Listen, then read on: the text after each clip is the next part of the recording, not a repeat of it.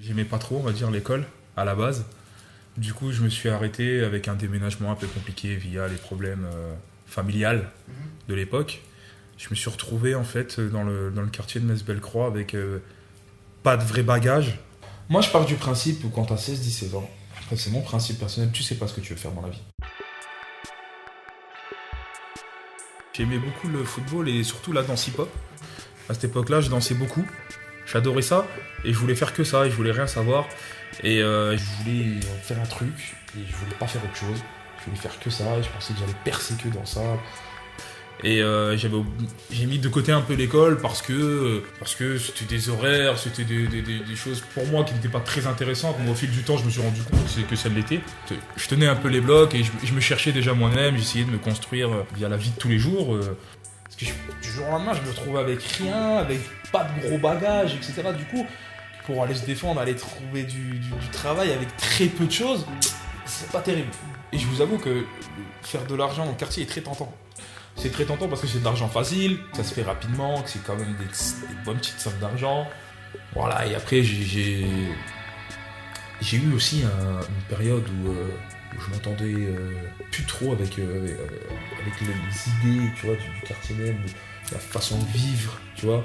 C'est quoi, tout ça m'intéressait plus, tu vois. C'est dans certains moments de solitude qui sont obligatoires, un peu dans le passage d'une vie, où tu te recentres, où tu te remets des objectifs, parce que si t'as plus d'objectifs, c'est fini après, tu vois, il n'y a plus rien, quoi. Via ça, je fréquentais à cette époque une maison associative qui s'appelle l'Abscisse, qui est une maison en fait d'éducateurs, qui a juste à côté de chez moi, en fait, 2 entrées à côté de chez moi. Et comme à l'époque j'étais dans une recherche de travail ou d'école ou de formation, et j'ai eu la chance de rencontrer des très bonnes personnes. Moi je les appelle les héros, c'est des héros pour moi.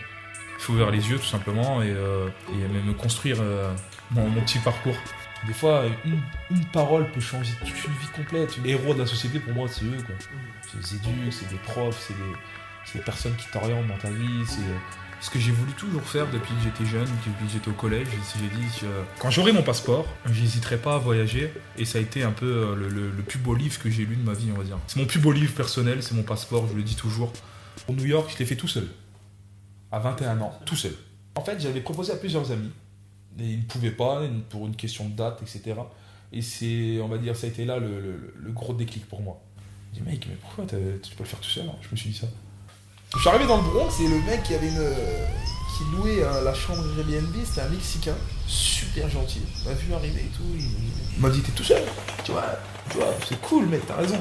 Et de voir Brooklyn, Harlem, le Queens, tous ces quartiers populaires et tout, je me suis dit que c'est comme dans les clips que je regardais avant, c'est comme dans les films et tout. Je dis, tu sais, incroyable où je suis là. Quand t'es tout seul et que tu te rends compte dans un nouveau pays, tu donnes beaucoup plus d'importance aux gens. Parce que du coup, tu fais pas la conversation avec les potos. T'es obligé d'un peu de t'intéresser aux gens, de t'ouvrir, de te présenter, de dire qui je suis, etc. Et c'est là où en fait mon amour pour le voyage a commencé vraiment. Et j'avais été en Amérique du Sud, j'ai fait une chambre Airbnb. Je voulais pas faire des vacances pour aller à l'hôtel et voir que le beau côté du Brésil. Ce qui m'a vraiment le plus intéressé, c'était un peu les conditions des villes. Ils appellent ça les favelas, un peu les quartiers. Et j'en ai visité 2, dont une où c'est la plus grande favela d'Amérique latine, 150 000 personnes.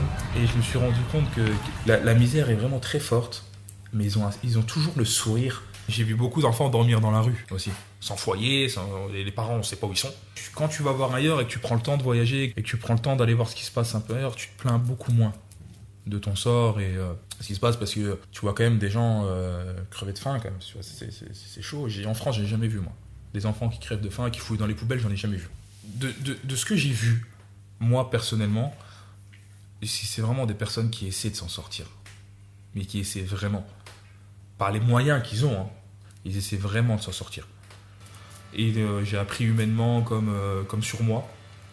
Qui m'accroche, c'est souvent dans les personnes les plus en difficulté que tu retrouves les plus belles richesses.